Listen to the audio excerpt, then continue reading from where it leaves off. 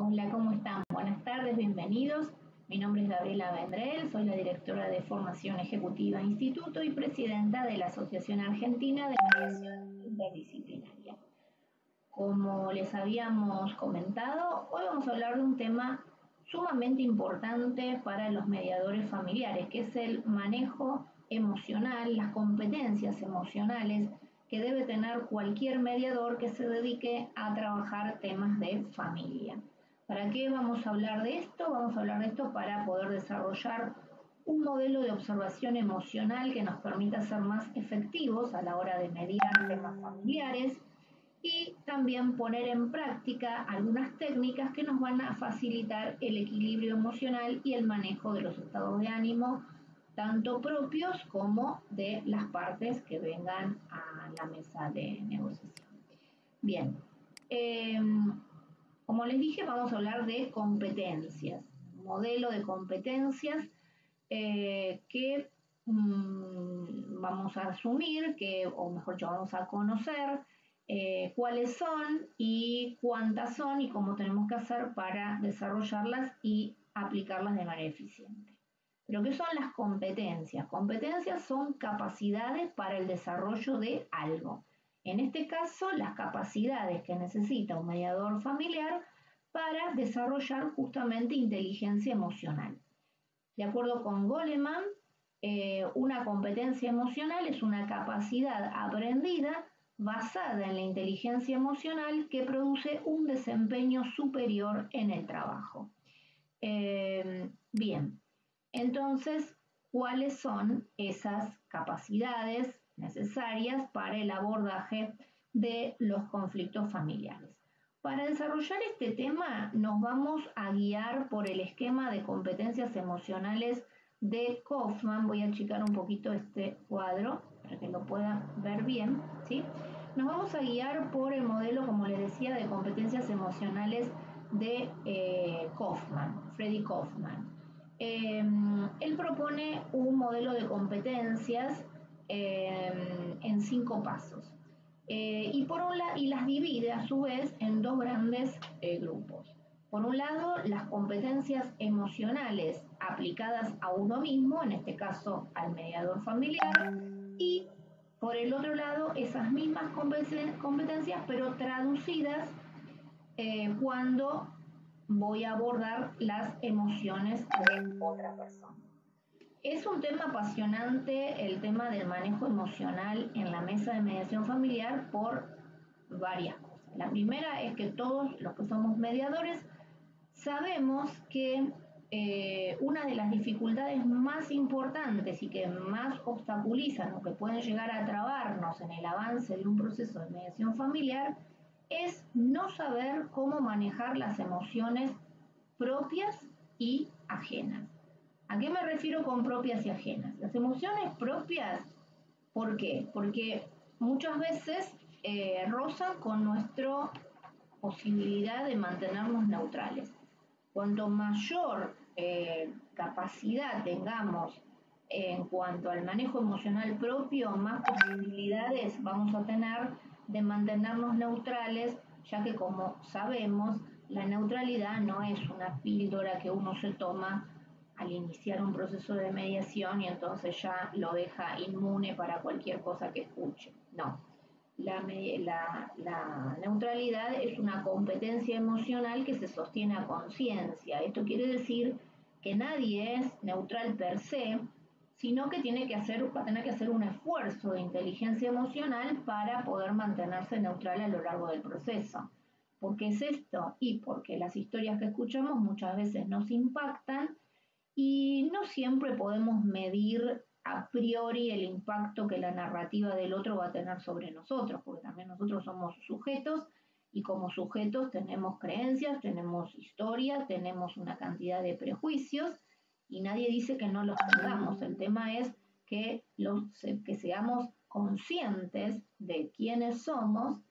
Cuanto mayor autoconciencia tengamos, mejor, porque entonces mayor va a ser el autodominio, ¿no es cierto? Bien, esa es una. Por un lado es esta situación. Y por el otro lado, que nosotros no somos terapeutas, no es que pretendemos o proponemos el abordaje emocional para hacer una especie de terapia a la gente, nada que ver. No somos psicólogos, en todo caso podremos comediar con un psicólogo, pero sí sabemos que uno de los lineamientos, uno de los abordajes más eficientes en el tema de familia es el de la narrativa circular. Y todos los mediadores sabemos, o deberíamos saber, que el abordaje de la narrativa circular se fundamenta en muchos conocimientos de diferentes terapias, pero fundamentalmente la terapia sistémica, lo cual nos obliga a tener un conocimiento bastante amplio de temas de psicología. ¿Por qué? Porque justamente este tema de cómo manejar las emociones, nosotros el único manejo que vamos a tener de las emociones es a partir de dos grandes herramientas.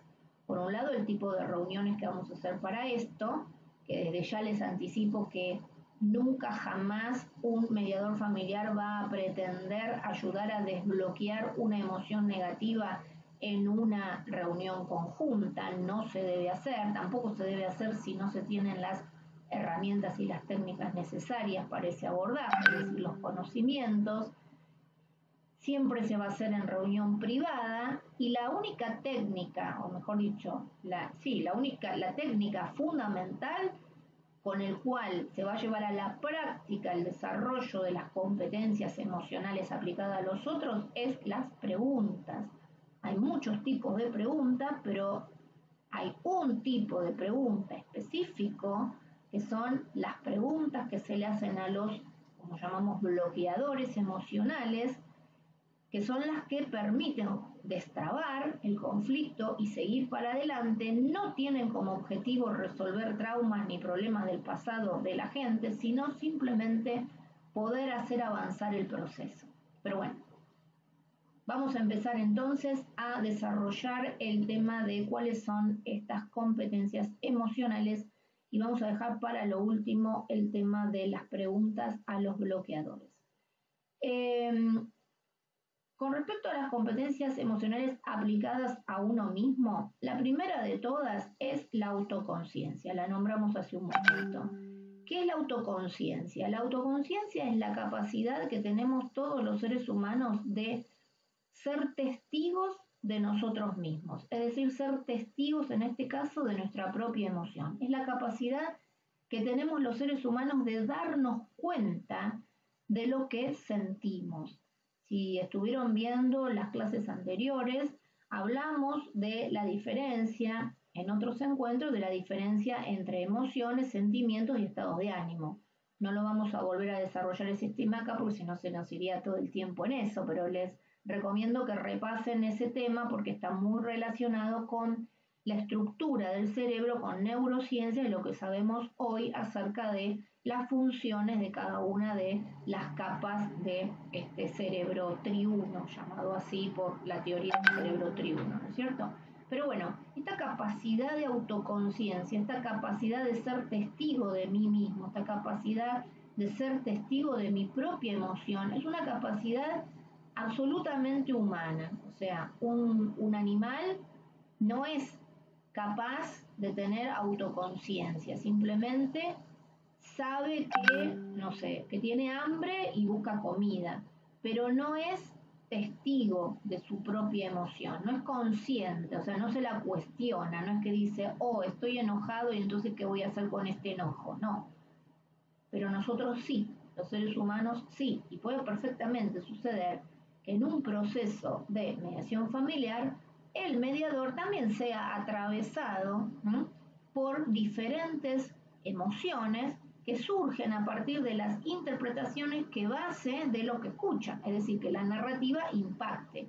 Porque ya les dije muchas veces, no se trata de permanecer impasibles como que no nos pasa nada o no generar empatía. No, la empatía es parte del genuino interés por el otro. A partir del genuino interés por el otro, yo voy a empezar a indagar y a partir de indagar voy a escuchar. Y esa escucha puede repercutir en mí, puede repercutir. Ahora, el tema no es que no repercuta, el tema es qué hago con esa repercusión. ¿La puedo manejar o no la puedo manejar. Nadie me tiene que venir a decir a mí si soy neutral o no soy neutral. Eso es una exclusiva responsabilidad mía como profesional. Entonces soy yo la que tengo que tener la suficiente autoconciencia para darme cuenta y ser testigo de mis emociones y comprender perfectamente si puedo mantener la neutralidad o no puedo mantener la neutralidad. De todas maneras, a partir de la autoconciencia se va a derivar la autoaceptación. ¿Qué quiere decir autoaceptación? Autoaceptación tiene que ver con yo soy un ser humano, no soy un robot, no soy una máquina. Quienes vienen a mediar conmigo, bajo mi asistencia, saben perfectamente que soy un ser humano. Por lo tanto, así como los demás me aceptan, yo me tengo que aceptar. No es una cuestión de flagelarnos por sentir algo que, no deberíamos haber sentido. No, simplemente saber que esto me pasa porque soy un ser humano y me acepto como tal. Me acepto con mis limitaciones. No hay seres perfectos. Nosotros tampoco somos perfectos. En todo caso, somos perfectibles. Podemos mejorar continuamente, pero no flagelarnos por sentir algo que quizás no sea lo adecuado, entre comillas, porque ¿quién dice lo que es adecuado sentir o no sentir? Pero en todo caso, aceptarme con mis limitaciones. A partir de estas, pero ojo, porque el aceptar mi limitación no significa que yo voy a hacer cualquier cosa que me venga a la cabeza porque soy limitada. No. Acá se deriva entonces la competencia emocional de la autorregulación. La autorregulación justamente es la clave de la inteligencia emocional, porque la inteligencia emocional no significa no sentir nada, no, significa tener registro de lo que siento, pero tomar las riendas de la expresión. Es decir, que yo voy a tener la capacidad de poder manifestar lo que siento de manera adecuada al entorno en el cual me estoy desempeñando. Y si me estoy desempeñando como mediadora familiar, voy a tener que tener la capacidad de regular en línea con lo que decía recién, en línea con la neutralidad, la manera en la cual yo voy a expresar lo que siento, ¿sí? Es decir, que tiene que ser siempre adecuada al entorno. Eso es autorregularse, porque la emoción me genera un impulso a hacer algo, me genera un impulso a decir algo, pero bueno, la autorregulación es el freno que me dice o que me pongo y que puedo decir, no, momento, esto dicho de esta manera va a tener un impacto, dicho de otra va a tener otro impacto y poder elegir la manera en que yo voy a reducir la toxicidad del juicio que voy a emitir de manera tal que me permita mantener esa neutralidad. Por eso les decía hace un rato que la neutralidad es una competencia emocional que se sostiene a conciencia porque yo la tengo que sostener durante todo el proceso. Puede ser que durante un tiempo fui neutral y en otro momento pierda la neutralidad. Entonces, la tengo que sostener durante todo el proceso. ¿Y cómo la voy a sostener? En base a estas competencias que estamos desarrollando. Ahora bien, aplicadas a mí o al profesional del que se trata, en este caso el mediador familiar, el autoanálisis es buscar la racionalidad que está detrás de esa emoción, porque es justamente la que la genera. En próximos encuentros vamos a hablar del ciclo emocional y ahí nos vamos a enterar de cómo es que se generan, ¿no es cierto? Cómo es que se generan las emociones. Pero valga decir en este momento que la vía de intervención que nosotros utilizamos para el abordaje emocional es la vía racional. No es la única, porque hay muchas puertas de abordaje de las emociones, pero no todas son para la mediación, no todas son para el mediador familiar. Para el mediador familiar, la puerta de intervención es la vía racional. ¿Cuál es la vía racional? En este caso, aplicada a uno mismo el autoanálisis. Cuanto más se conoce uno, cuanto más puede conocer sus prejuicios, cuanto más está consciente de sus creencias, de sus limitaciones, de sus pensamientos, mayor capacidad va a tener luego de autorregularse. Quien no se conoce a sí mismo, quien piensa que no tiene prejuicios, que no tiene ideas limitantes, que cree que, bueno, en fin, una persona que no se conoce va a tener muy poca chance de autorregularse porque no tiene las riendas, no tiene la capacidad de poder autorregular. Y de todas maneras, vamos a aprender, no en esta clase, pero sí en clases sucesivas sobre este tema, que cada emoción, sobre todo las emociones negativas, pero en realidad todas las emociones, aparecen y responden a interpretaciones, una línea argumental interpretativa específica. O sea, cuando una persona está enojada, triste, con miedo, no es porque sí, no es porque sí, es porque esconde una interpretación específica, hay una línea argumental que todo mediador tiene que saber, tiene que conocerlo en teoría para poder luego hacer las preguntas específicas que correspondan. Pero bueno, eso va a ser en la otra columna, porque ahora estamos hablando del autoanálisis. ¿Y todo esto para qué? Para justamente la expresión última en la mesa de mediación, que es la expresión a partir de el paraguas de la neutralidad. No es que no tengo que manifestar mis emociones, lo que pasa es que si las tuviera que manifestar, las tengo que manifestar de una manera tal que sean bajo el paraguas de la compasión, de la comprensión y justamente de la integridad y de la efectividad. Bien, ahora, todas estas competencias, evidentemente, si son competencias es porque son habilidades a desarrollar. O sea, una cosa es conocerlas, como estamos haciendo ahora, y luego, y a partir del conocimiento, apropiárnoslas.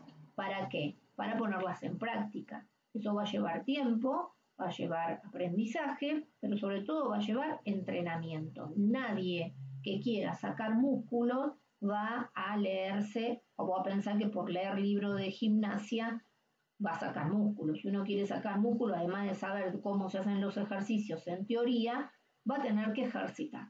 Y para ejercitar va a tener que entrenar, va a tener que practicar. Muy bien. Ahora, dicho esto, con relación a los demás, porque ¿qué es lo que quiero yo?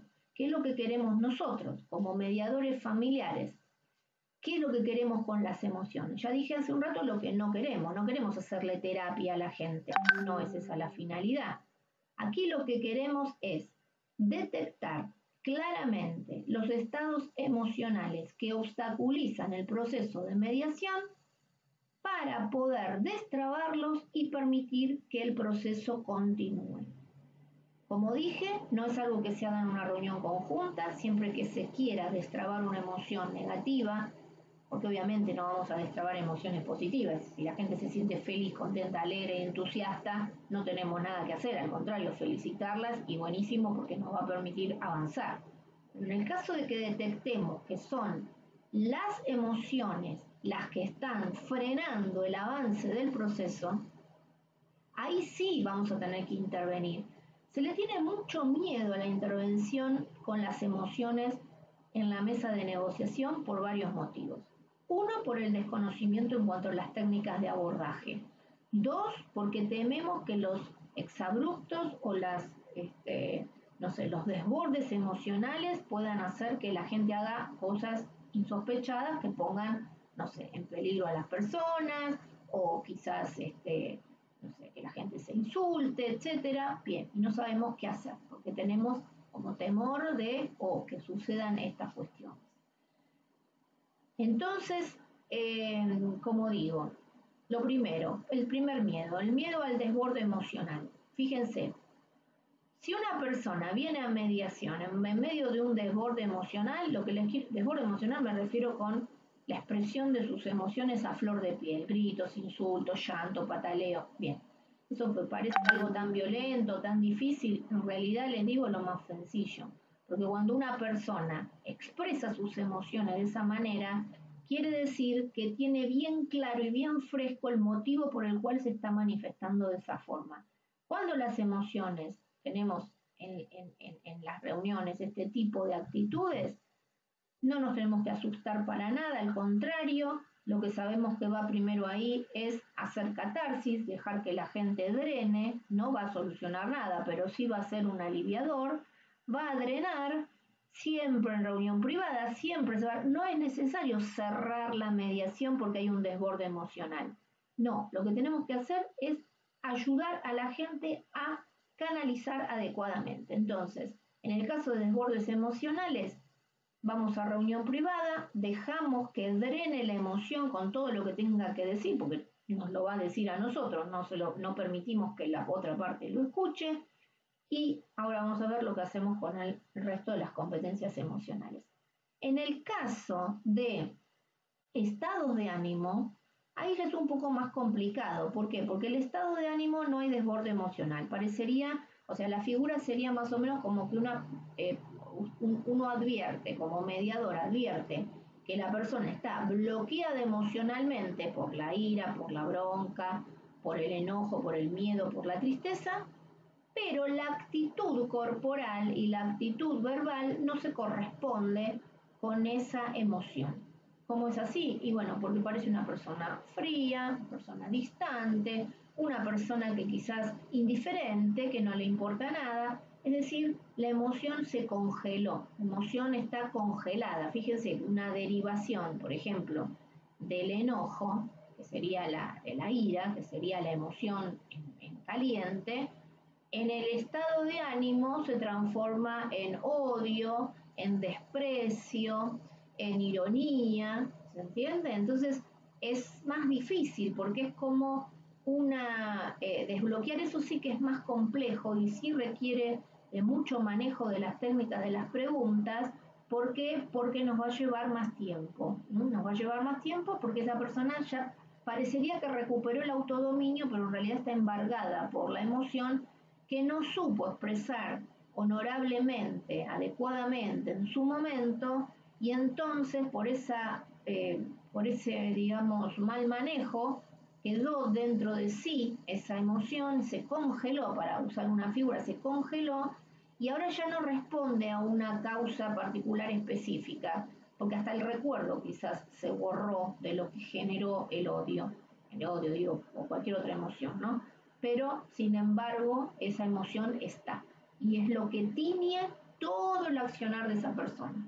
Todas las decisiones que toma están teñidas por ese embargo, podríamos decir, del estado de ánimo, ¿no es cierto? Bueno, entonces, como decíamos recién, aplicadas con relación a los demás. ¿Qué es lo que el mediador familiar debe hacer con relación a las personas para ayudarlas a desbloquear sus estados anímicos negativos? En primer lugar, reconocerlo. ¿Qué es reconocerlo? Darse cuenta. Darse cuenta, ¿cómo? A través de la empatía. Recuerdan que la empatía es reconocer que a este otro le pasa algo. La empatía no es tan sencilla porque no todos vamos con la empatía a flor de piel por todos lados, porque la empatía en realidad es un trabajo. Es todo un trabajo ser empático. La empatía, recordemos rápidamente, ¿en qué consiste la empatía? Si yo les pregunto ahora, ¿qué significa empatía? Bueno, generalmente la gente responde ponerse en los zapatos del otro, lo cual no está ni bien ni mal, es un acercamiento a lo que es empatía, pero empatía es más que ponerse en los zapatos del otro, porque además de que ponerse en los zapatos del otro implicaría sacarme los propios zapatos, porque no me puedo poner los zapatos de otro con mis propios zapatos, o sea que me tengo que sacar mis prejuicios, mis pensamientos, mis preconceptos, mis ideas, las tengo que sacar, fíjense lo que estoy diciendo, sacar no por eliminar, sino dejarlas en una parte, decir, bueno, está bien, esto es todo lo que yo pienso, pero en este momento esto no importa. A mí me importa lo que le pasa a este, lo que piensa este otro. Entonces, yo me saco mis zapatos para ponerme los zapatos del otro. Bueno, podría ser, pero en realidad zapato o no zapato, la idea del primer paso de la empatía, que son 4 pasos, para generar empatía hay que pasar por 4 fases, y la primera es tener genuino interés por el otro. Bueno, fíjense qué interesante, genuino interés por el otro. Si yo voy a hacer una mediación familiar en la cual el otro no me importa, porque yo lo único que quiero es llenar una planilla y que se vayan, bueno, entonces no, estaré siendo una especie de, no sé, gestor o algo así, pero no voy a ser un mediador familiar, porque un mediador familiar debe tener o partir del genuino interés por el otro. A mí me importa lo que le pasa a estas personas, quiero conocer lo que le pasa a estas personas porque quiero ayudarlos a que puedan comunicarse mejor, puedan relacionarse mejor y en el mejor de los casos puedan llegar a un acuerdo. Bien, entonces dijimos, genuino interés por el otro. El segundo paso es que yo me voy a poner en los zapatos del otro, que dicho técnicamente sería que voy a ingresar al mundo interno. Voy a ingresar al mundo interno de esta otra persona. Todos nosotros llevamos un mundo interno. ¿Dónde está ese mundo interno? En nuestra mente. ¿Qué contiene nuestra mente? Nuestra mente contiene pensamientos, ideas preconcebidas, prejuicios, creencias, creencias de todo tipo, creencias limitantes, en fin. Todo eso hace que el mundo interno, ¿sí? Que obviamente tiene vital importancia porque en base al mundo interno de cada uno de nosotros es que se ve dónde se ve reflejado el mundo interno, en las decisiones que tomamos en el exterior. Todas las decisiones que los seres humanos tomamos están basadas en un componente del mundo interno interpretativo. Muy bien, dicho esto, entonces voy a ingresar al mundo interno. ¿Y cómo ingreso al mundo interno? Voy a ingresar a partir de indagar a esa persona. Ahora, cuando yo indago a esa persona, si lo hago con empatía, es justamente, quiere decir que no voy a juzgar, que voy a mantener la neutralidad, no voy a dirigir en el sentido de manipular nada, porque lo único que quiero es comprender. Fíjense, cuando alguien se abre a otra persona para contarle cuestiones internas importantes, ¿qué es lo primero que va a necesitar del otro? Simplemente que se calle. Es decir, que lo escuche con respeto, que lo escuche y le dé contención, pero que no emita ningún tipo de juzgamiento ni de opiniones, cosa que de todas maneras un mediador no podría hacer, pero a veces podemos estar tentados de perder. ¿Y por qué? Porque el cuarto paso de la empatía, fíjense qué importante, el cuarto paso de la empatía, uno no genera empatía para salvar gente. Dicho sea, vamos a hacer una figura, imaginemos una persona que se cae en un pozo, uno se da cuenta que está en el pozo, que está llorando, está mal y está en el fondo del pozo. Lo ves, te das cuenta, generas empatía y querés ayudar a esa persona a que salga del pozo. Pero vos querés que esa persona salga del pozo por sus propios medios. No somos los salvadores del planeta que vamos a ir subiéndonos a la gente a la espalda y decir, venga señor, que... Lo cual podría generarnos una gran satisfacción egoica, ¿no? Ah, bueno, gracias a mí solucionaron su problema, si no hubiera sido por mí, no hubieran llegado a ningún lado. Pero no es ese el fin de la empatía. El fin de la empatía es el empoderamiento. Palabra clave en todos los temas de familia, donde vemos que el culpable, ¿quién es? El otro. Siempre que le preguntamos por la responsabilidad, parece que no aparece en ningún lado, más que en lo que debería o no debería haber hecho el otro. Y se olvidan las partes de la propia responsabilidad. Y aquí nosotros se la vamos a recordar. ¿Pero se la vamos a recordar a manera de discursito?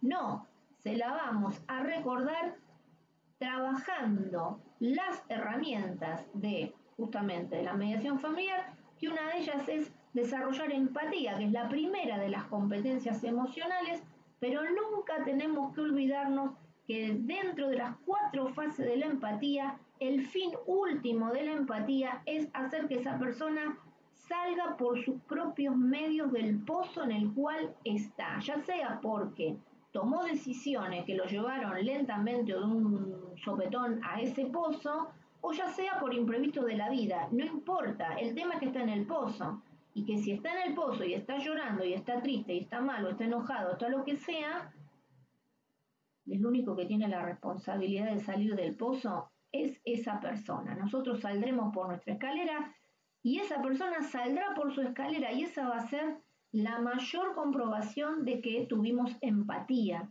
porque no estamos, como dije ahí, para subirnos a cocochito a la gente ni sacarla de ningún lado. Nosotros lo único que queremos es generar empatía. Pero fíjense entonces lo que acabamos de decir hace un rato, es fácil decir generar empatía, pero a veces no tenemos en cuenta que la empatía es todo un proceso. Y además es un proceso, fíjense, es un proceso que tiene mucho de neuronal, porque hay personas que no pueden ser empáticas. ¿Por qué? ¿Por qué no se puede ser empática por una cuestión neuronal? Porque lo que permite la empatía son las neuronas, un tipo específico de neuronas que se llaman neuronas espejo.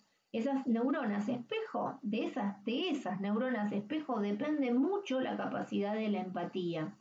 Por ejemplo, un adolescente, alguna vez se preguntaron por qué un adolescente es tan egoísta, dicen los padres, en conflicto con los adolescentes. ¿Por qué? Bueno, una de las razones es porque al adolescente le cuesta mucho ponerse en el lugar de los padres.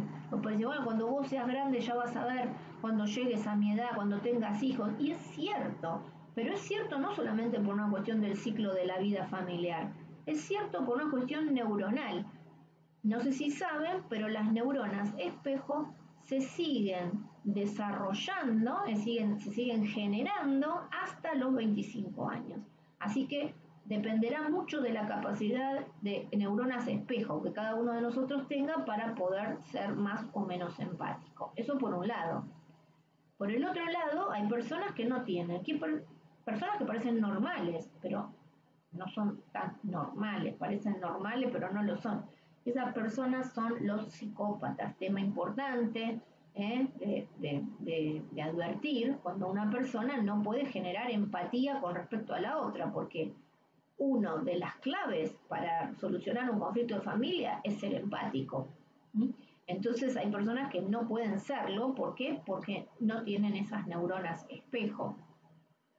En fin, entonces, esta es la primera y es súper importante, el reconocimiento y generar empatía. Y la tercera dificultad con la empatía es que como es un proceso, todo proceso que insume tiempo. Y el tiempo y esfuerzo. Entonces, fíjense, nosotros probablemente a lo largo de un día nos encontremos con personas en dificultades. Pero ustedes se habrán preguntado, ¿por qué no soy empática con todas las personas cuando se me cruzan? No genero empatía. Bueno, porque es todo un trabajo generar empatía. Entonces, no es que vamos a ser empáticos con todo el mundo porque no nos alcanza el tiempo para hacerlo. Pero en la mesa de mediación estamos obligados a ser empáticos, porque entonces no seríamos mediadores familiares, ¿me comprenden? Bien. El segundo paso es aceptar las emociones del otro sin juzgarlas. Muy relacionado con lo que hablábamos recién de la neutralidad. O sea, no estoy ahí para juzgar, estoy ahí para contener. Estoy ahí para escuchar, para que el otro me cuente, para que no es para que me cuente solamente para hacer catarsis. No se, o sea, los temas emocionales no se van a desbloquear solamente por la catarsis. Voy a hacer una figura un poco asquerosa, pero va a servir. Miren, si yo tengo, un vómito, eso me va a aliviar el estómago, pero no va a solucionar mi gastroenteritis. ¿Me comprenden? Entonces, el primer paso, que es contar lo que pasa y al alivio emocional que produce, es real, pero a partir de ese alivio emocional, lo que viene es haber nosotros, ¿no? Los mediadores, haber escuchado esa historia, no solamente haber dejado que la gente hable, bueno, usted hable, diga lo que tenga que decir, grite, patalee, y yo estoy en otro lado, pensando en otra cosa. Ya si estoy pensando solamente en otra cosa, ya estoy en otro lado, ¿no?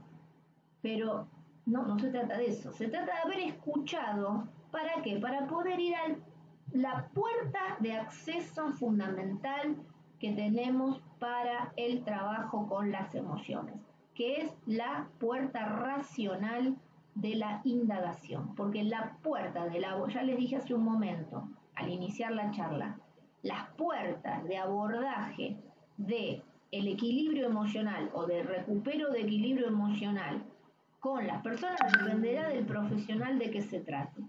Un psiquiatra puede utilizar la puerta de la medicamentos, ¿eh? Una cuestión fisiológica. ¿Por qué? Porque va a recetar medicamentos y esa persona puede recuperar o salir, por ejemplo, de un estado de depresión.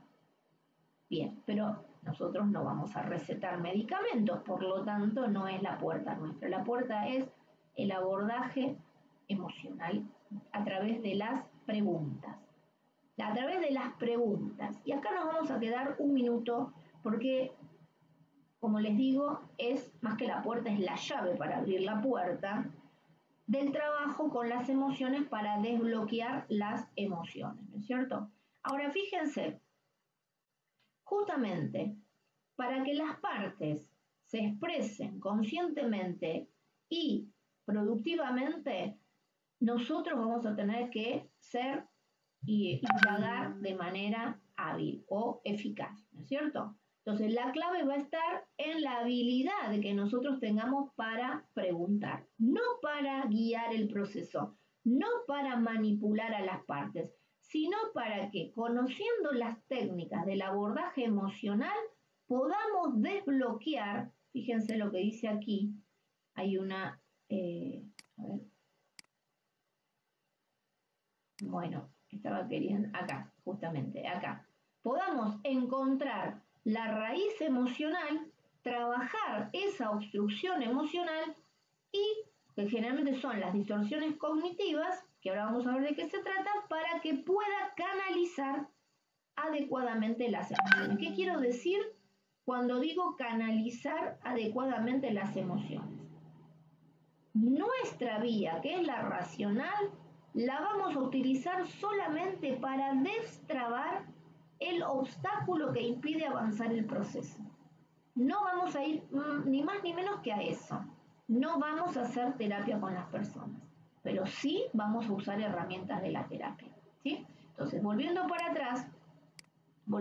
atrás, fíjense, como observador desapegado y analista reflexivo, usar la razón para indagar la fuente de la emoción y comprender los pensamientos que la generan para luego elaborar una hipótesis de intervención. Entonces, a cada emoción, ¿cómo se hace esto, no? ¿Cómo se hace esto de analizar las emociones, ponerlas en palabra para destrabar el bloqueo? Porque cada emoción se destraba con una serie de preguntas específicas que sirven para investigar el origen de la emoción y guiar su expresión consciente. Bien, hasta aquí habremos aprendido muchísimos tipos de preguntas, ¿sí? Pero este tipo de preguntas es un tipo de preguntas específico que es de la terapia sistémica y que se usan para el desbloqueo emocional. No son cualquier pregunta, son preguntas específicas con las cuales vamos a destrabar los estados emocionales.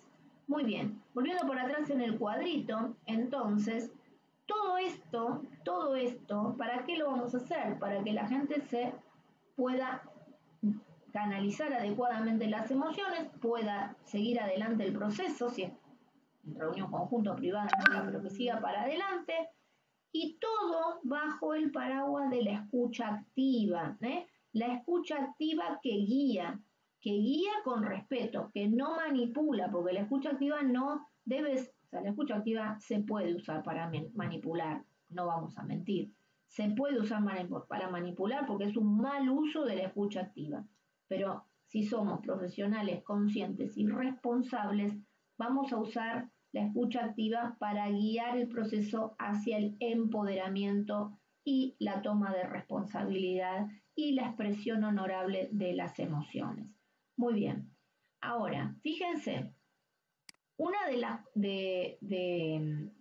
los obstáculos, digamos, o sea, cómo se desbloquean las emociones negativas en la mesa de negociación, hablábamos recién de las preguntas, ¿no es cierto? Justamente, de aprender a indagar con la técnica específica para desbloquear las emociones. Pero Previamente hay algo que es muy importante, que es escuchar, hablábamos de esto recién, ¿se acuerdan?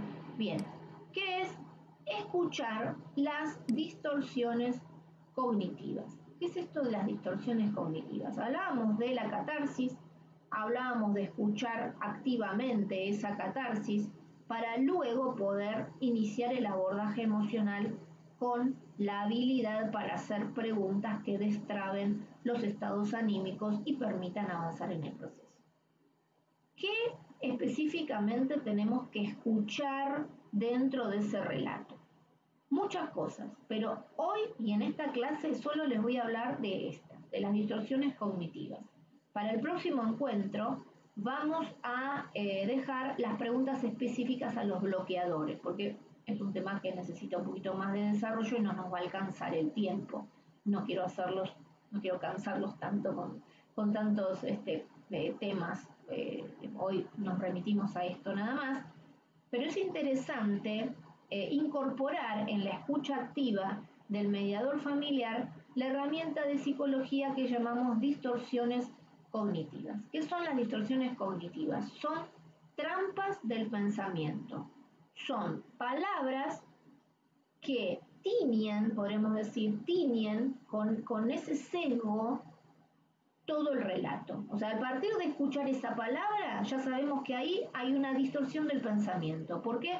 Porque a partir de esa palabra se le da una interpretación muy negativa o muy poco favorable a la canalización emocional a todo el relato. Entonces, cuando nosotros detectamos estas trampas del pensamiento, las tenemos que tomar para luego indagar acerca de ellas. Es decir, el cómo se hace la indagación es lo que vamos a ver en el próximo encuentro.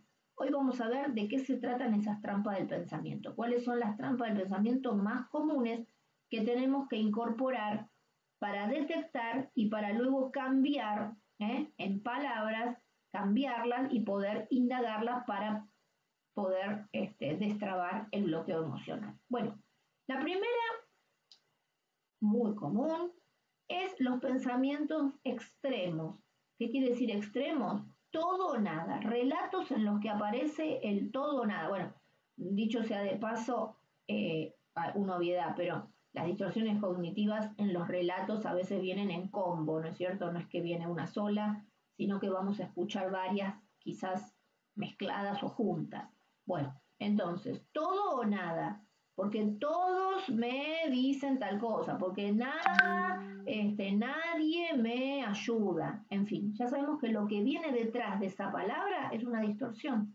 No es real. Es real para la persona, porque es esa palabra la que genera su estado anímico. Pero es justamente esa palabra sobre la que vamos a volver con las preguntas luego.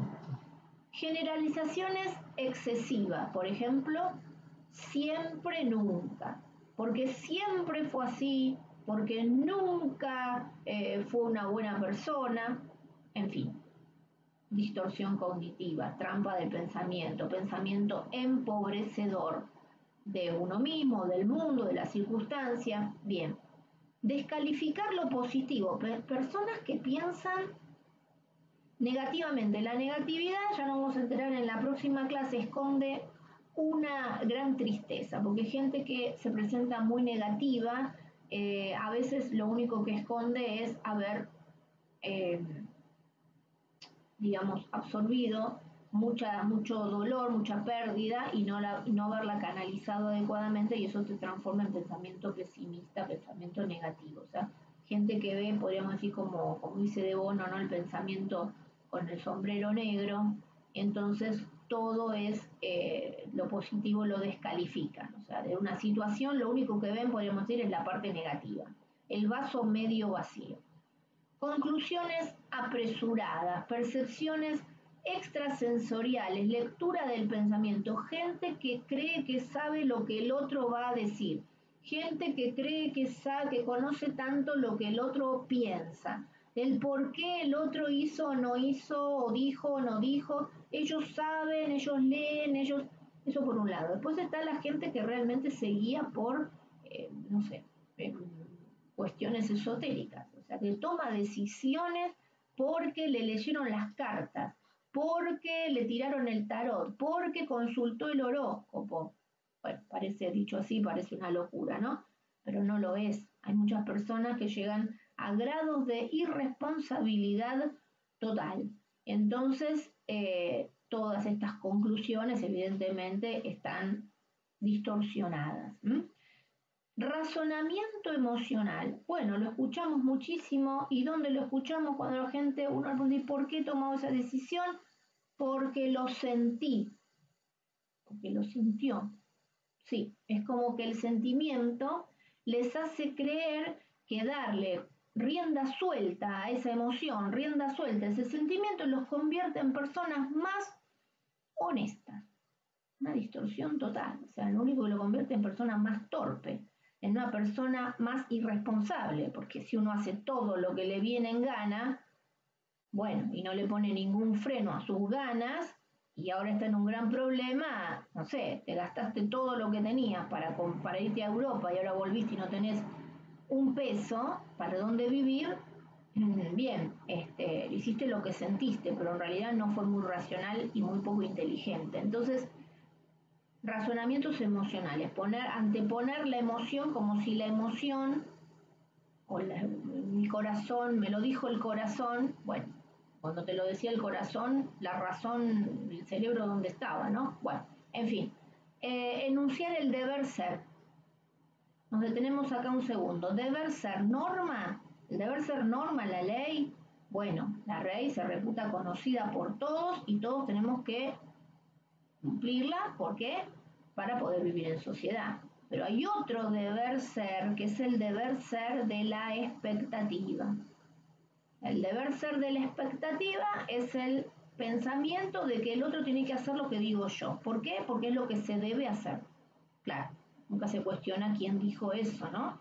Lo dijeron mi padre, lo dijeron no sé, mi educación, mis valores, no sé, lo dijo alguien que lo tengo en mi cabeza y como lo tengo yo en mi cabeza, como lo tengo yo en mi mundo interno, pienso que los demás tienen que hacer lo que dice mi mundo interno. Nunca me cuestioné si realmente ese mundo interno mío es tan valioso como el mundo interno de otro que dice otra cosa, ¿cierto? Entonces confundo el deber ser norma con el deber ser expectativa. Es fácil destrabar eso con una sola palabra, ¿no? Porque si transformo expectativa con lo que espero, digamos, transformo mi expectativa, mi deber ser con mi preferencia, lo que yo prefiero, bueno, si yo lo prefiero, puede ser que el otro no lo prefiera, ¿no? Eso es, a veces, vamos a ver luego cómo formulamos, ¿no? Las preguntas para destrabar estos bloqueadores emocionales. Y el rótulo. El rótulo es la etiqueta. La etiqueta nos sirve para ubicar las cosas en su lugar. Pero las personas no son cosas, las personas somos seres muy complejos y los rótulos lo único que buscan es simplificar la complejidad humana. Es un tonto, es inteligente, no sé, es bueno, es malo, en fin. Muy simple, ¿no? Y querer simplificar para tener la ilusión de que conocemos a alguien. Bien, hasta aquí entonces el tema de las competencias emocionales, que estábamos aquí, ¿se recuerdan? Muy bien, aplicadas a nosotros mismos, aplicadas a los demás. O sea que la idea de las competencias emocionales, por un lado, es conocerlas, que hoy hicimos esto, conocerlas, y por el otro lado aplicarlas, es decir, cómo se hace para llevar esto a la mesa de negociación, a la mesa de mediación familiar y desbloquear específicamente la emoción sin meternos a hacer terapia, solamente desbloquear para avanzar con el proceso. ¿Cómo se hace eso? Bueno, si quieren saber cómo se hace, los invito al próximo encuentro en el que vamos a desarrollar ese tema. Desde ya les agradezco muchísimo el haber escuchado hasta aquí y los espero en la próxima charla. Gracias.